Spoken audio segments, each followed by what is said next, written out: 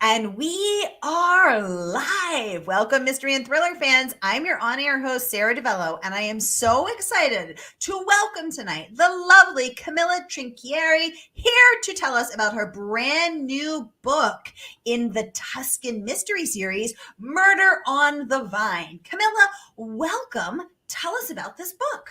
Well, thank you very much for having me, first of all, but I think I'm thrilled.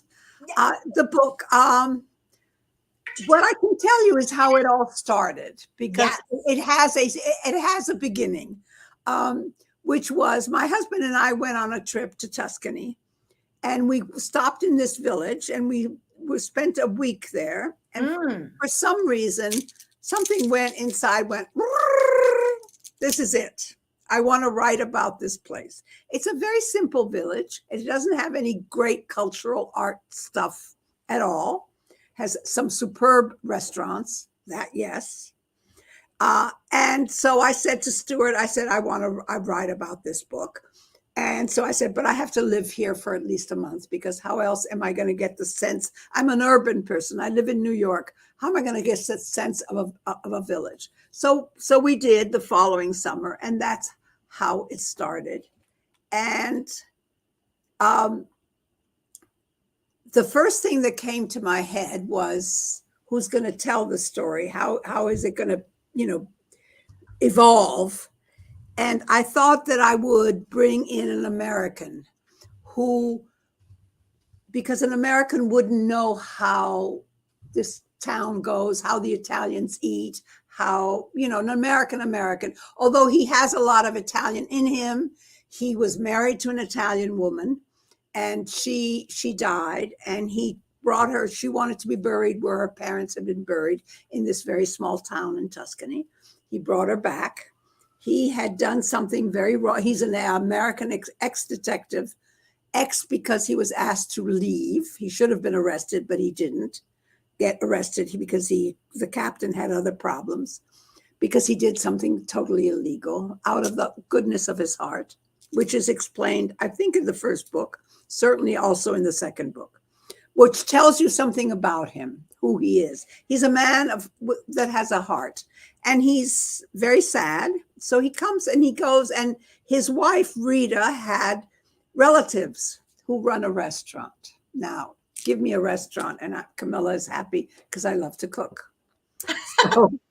So he goes, and they welcome him, and he befriends an old man who quotes Dante all the time, because when you're in Tuscany, Dante Alighieri, who wrote the Divine Comedy, he's Shakespeare.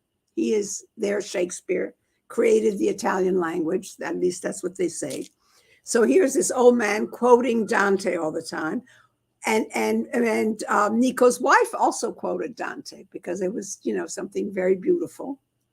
So he befriends this old man, and slowly he starts finding friends, feeling more at home. He rents a farmhouse, and that's in the first one, Murder in Chianti. Now we're on the third book, so things have advanced. He is much more at home. In the first book, he runs into a dead person, a murdered person, which he doesn't want to have anything to deal with, because he has given up on being a detective.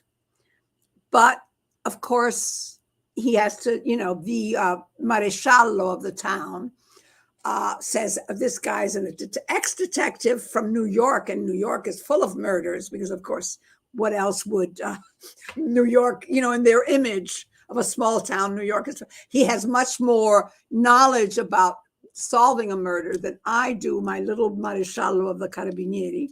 So he asks for Nico's help, and Nico somehow can't turn him down. And that starts a relationship, the two, and also the maresciallo's Venetian brigadiere, this Daniele, who always blushes and is a very sweet guy.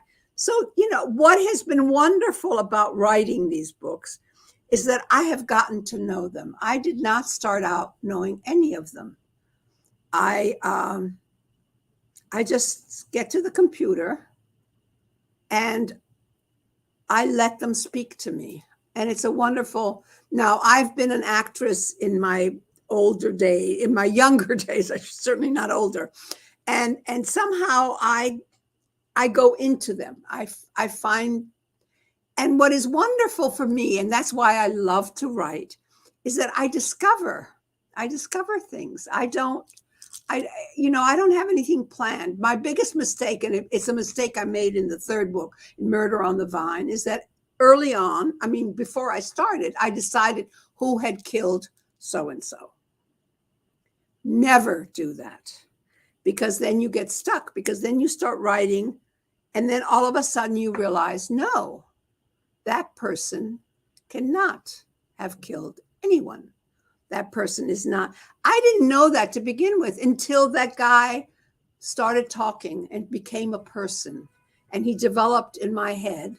And it's like it's as if I were a medium and I'm getting all this information, and it's absolutely thrilling. So I worked hard on, and all of a sudden I said, Jesus, if it's not, excuse me, the Jesus, if it's not him, who the hell is it? And then I went to sleep, and one morning I woke up, and I always have that, that dream moment, when you wake up, but you're not ready to get out of bed. And that's when I do most of my thinking. And the guy's there. Absolutely. The killer's right there. Why didn't you look? Ooh, tasty. Well, we have a lot to get into, and I just want to welcome everyone who's watching with us live on Facebook or YouTube, wherever you're watching from. You're in the right place. This is the right time. It is Mystery Monday here. We're going to get the inside scoop on Murder on the Vine with Camilla Trinchieri. This is the third book in her series. So if you've been here before, you know how it works. If you're new, welcome. Ciao, mystery lovers. We're so happy to have you. Here's how it works. Any questions you have for Camilla, get them going in the comments. I'll get them right over to you. Catch a clue. Welcome to the conversation. Hey, Wendy. She says, Camilla, I love your passion. See, she's a passionate Italian woman here sharing her passion for the genre with us. And we have, let me just see, Melissa Watson joining us live from Australia saying, hi, Melissa. And Sarah. Welcome, Melissa. Ciao to Australia. Wendy saying she's so glad to have you here with us. Hooray. So Camilla, let's get into into some of your wonderful, passionate reviews. So let's start off with Carlene O'Connor, who is the USA Today bestselling author of The Irish Village Mysteries. And let's pop up her review. She said, if you enjoy Stanley Tucci's Searching for Italy, who doesn't love that?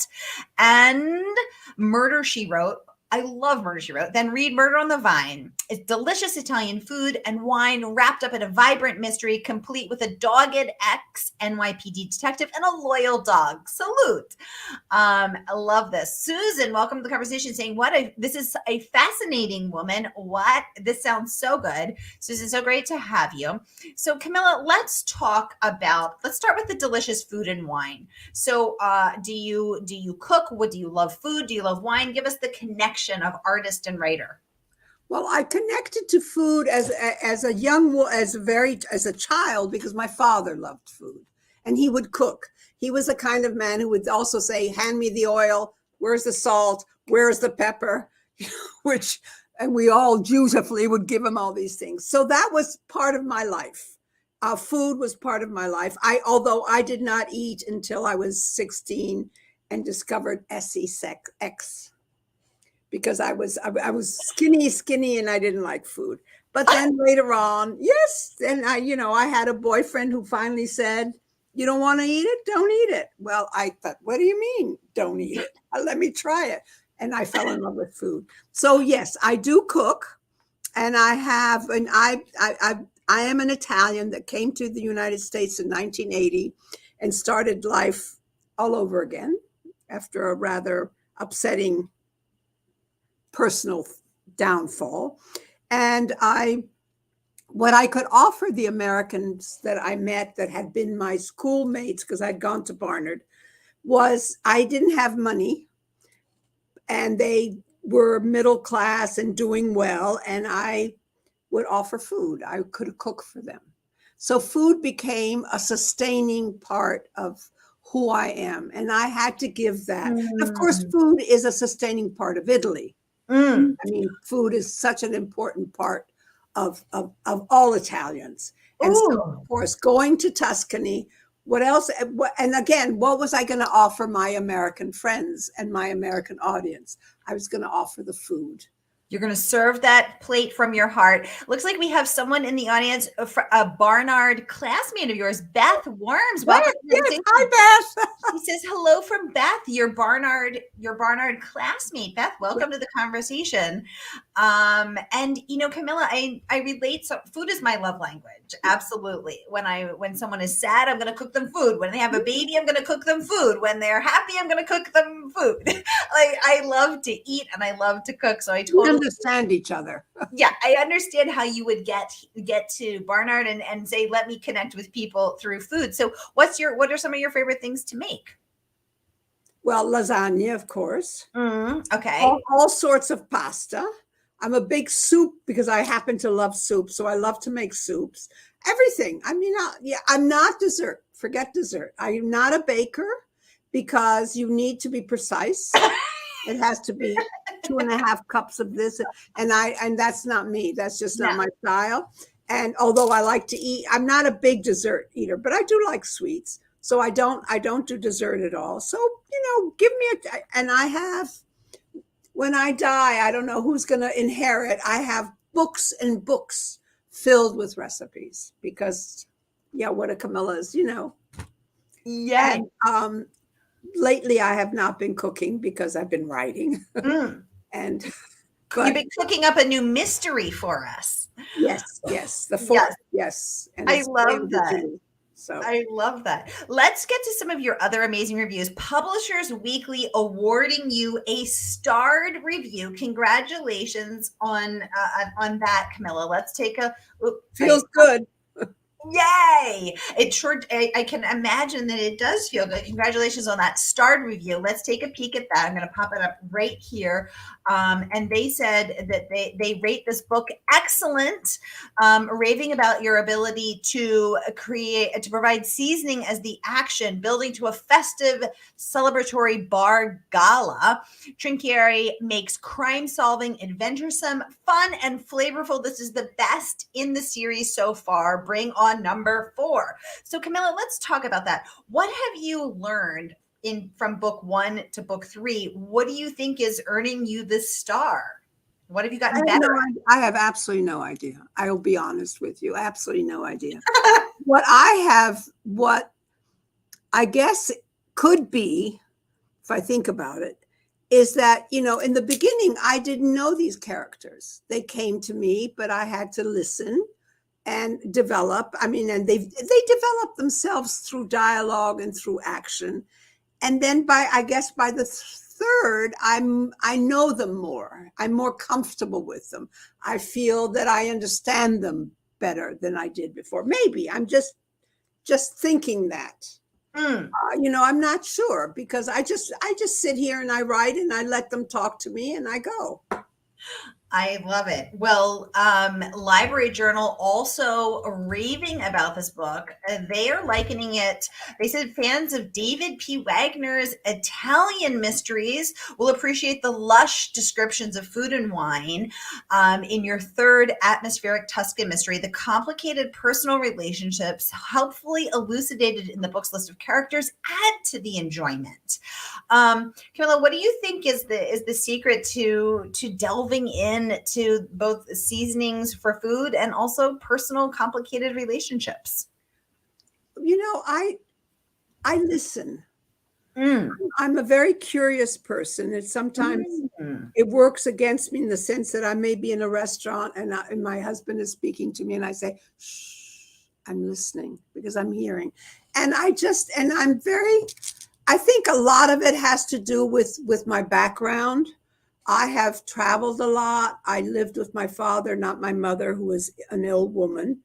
And he was a diplomat, an Italian diplomat. And we used to travel every 4 years. We'd go to a new country, sometimes a different language, new school, new friends.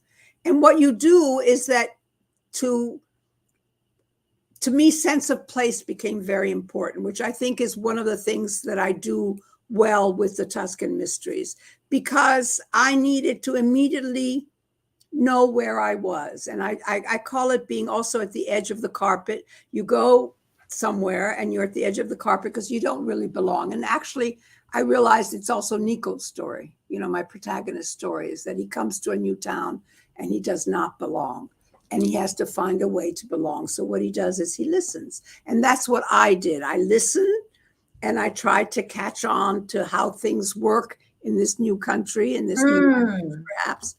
And by listening, I think I've picked up how people are, because it was a way of survival for me to be able to join in on wherever I was and to be part of, although I had never totally felt completely part of. And that also, I think, helps me as a writer because I'm a little outside looking in. Oh, that's interesting. Now, what about so even in New York, in your city where you've lived since 1980, you do not feel yourself to be an insider? Not totally. Because there's part of me that aches for Italy. There's part of me that doesn't quite think the way everyone else does.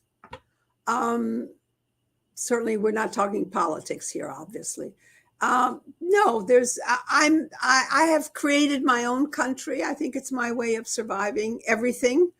And I will survive everything. I mean, as I wrote a book, just an essay about my life, and I said something about if take me to Siberia and I'll be fine.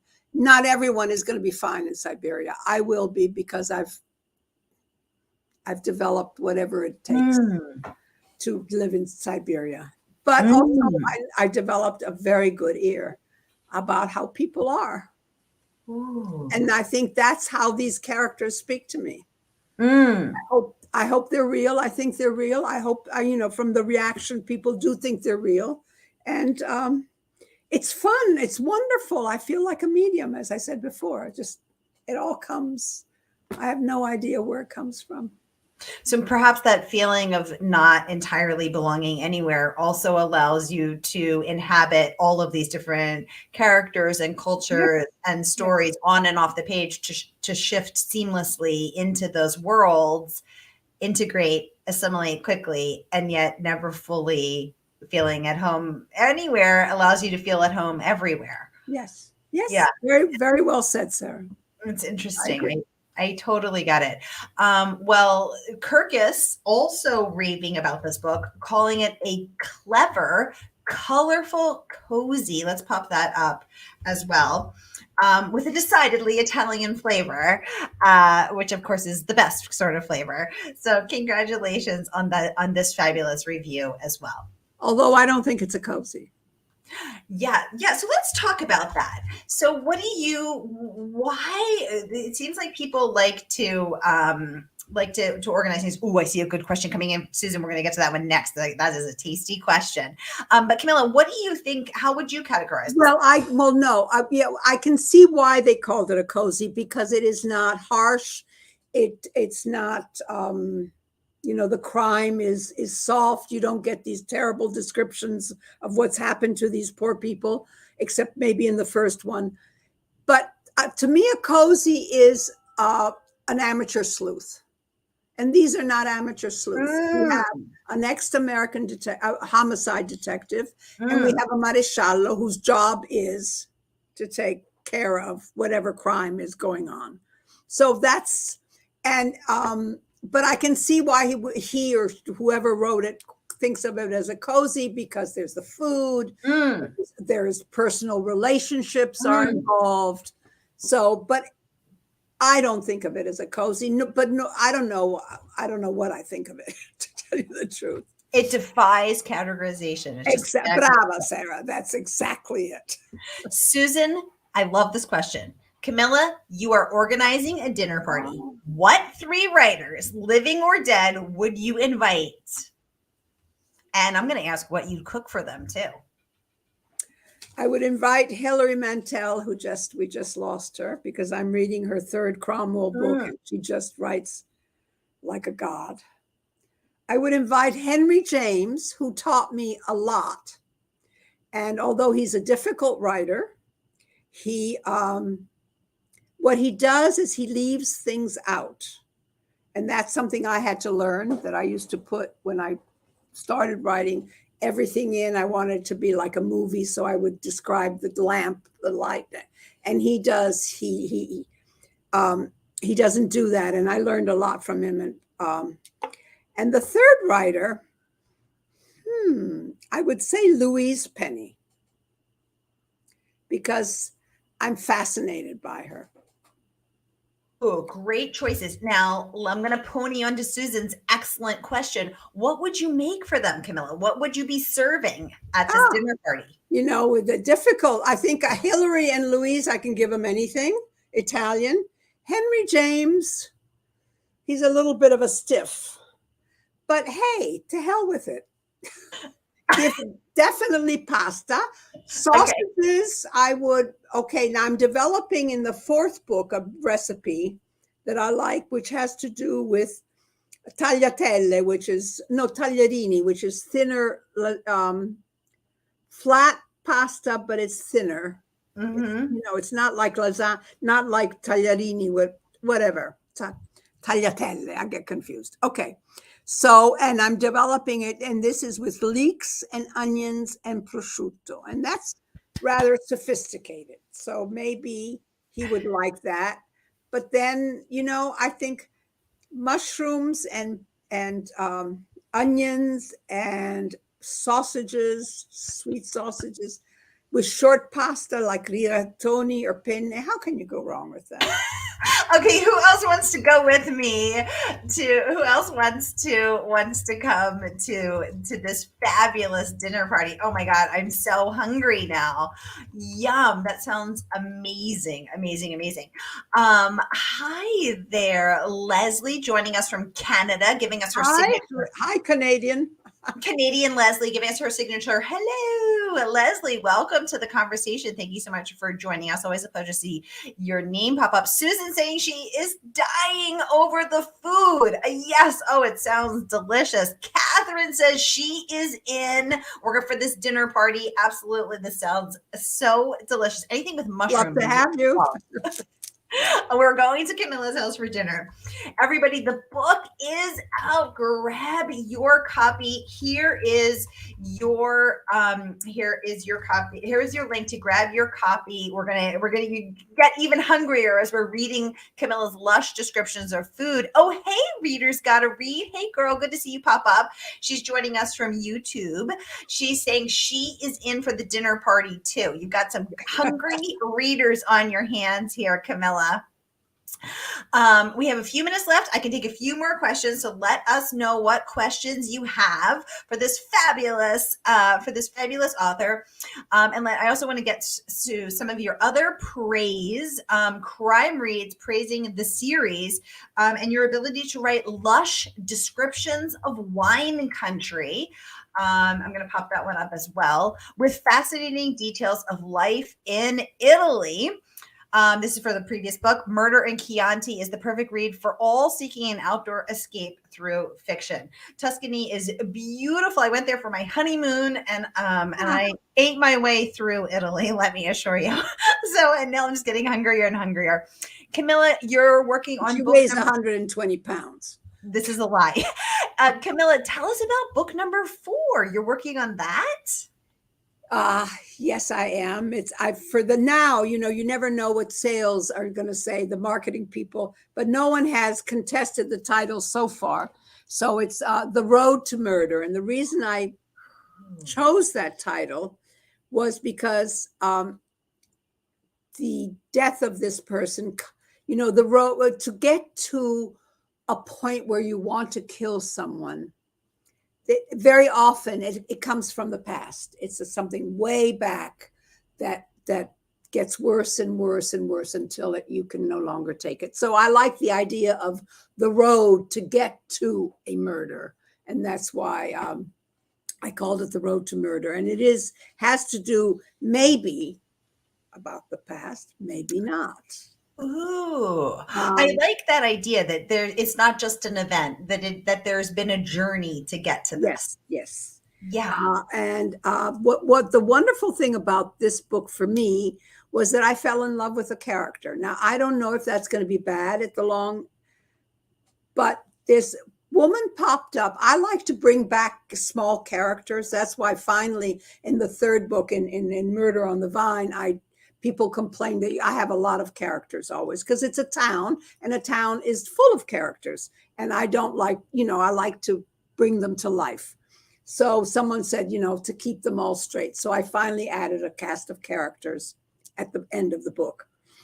And now I got lost in what I was saying because I often do.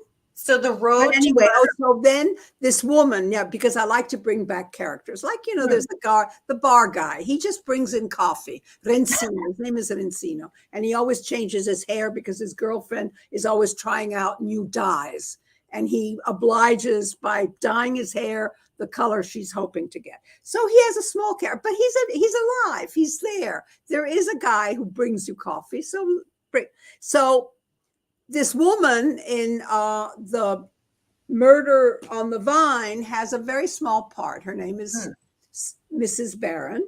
She's English, and she says something that she's actually wrong, but it does affect their thinking what she says. And then she came back, and she became a very important character in the fourth book. And I just love to listen to her, and I love to hear her. I don't invent it. I know it sounds ridiculous, but I don't. I mean, somehow they talk to me. They're ghosts that come and say, "Please listen. Let me have my say. Whatever it is, let me have my say." And I try to give them that say. Let's talk a little more about the creative process, Camilla. So when you've said you don't feel like a writer, you feel more like a medium. You are channeling these people. You've even likened them to ghosts. They're speaking through you. So what do you have a special, process or that you go through to invite them in? What is your creative process, your daily practice look like? It's really the morning. I wake up early, maybe 7:30 before the alarm, or sometimes 6:00. And I think I wake up because my brain needs to process some things. And then these things pop in my head. Dialogue will pop in my head. Very often I may have forced a character to say something. I don't know I'm forcing them to say something because it's convenient for me for the plot to have this person say that. And then in the next morning, it'll say, "No, I would never say that. Cut it out. Get rid of it." And I listen and I cut it out. And then something else will come. I don't know where it all comes from. Well, it comes from somewhere, right? Because if you are in that, and as from my life, I guess, from having traveled like crazy, having been in so many places, having I used to work in dubbing, which meant that I would sit in a room for 8 hours and watch actors speak. And we would put, this was in Italy, and we would have put Italian dialogue on them. They were Italian actors. And so I was always watching these people emote, and I guess I just sort of sucked it up. I drank it in, and it's now coming out again. Ooh. I think we have our last question here. Readers gotta read. She would like to know, Camilla, are there any fall Italian traditions that you participate in? Nope. Okay, so no. Do you do your Feast of the Seven Fishes for Christmas Eve? No, we didn't. I didn't even know about it. This, I think, might be a Southern Italian thing. My father was from up north. So it was, he was from Torino. So I discovered the seven fishes here when I came here. I mean, I'm a little ashamed of it, I have to admit, but we didn't. And they're not, fall. Yes, in November, the students graduate, and it's always fun in Rome. They're wearing their hats and they're, having a big party. But I didn't participate in that. So I can't think of any fall traditions that I participate in, except maybe eating. She's tucking into her soups and her pastas. That's my kind of tradition. Oh my goodness. Y'all, I want to remind you the book is out now. Here is the link once again. So grab your copy right here. And the good folks at Murder by the Book who just love Camilla and told me I had to host her, and they were totally right, as they always are. So grab your copy here and buon appetito. That means good appetite. and buon appetito. Enjoy this beautiful book and all of these traditional Italian descriptions. Thank you all so much for joining us for Mystery Monday, because you know Mondays can be murder, and I will see you next week. Hang in there until then. Good night, y'all. Thank you, Sarah. Bye-bye, everyone.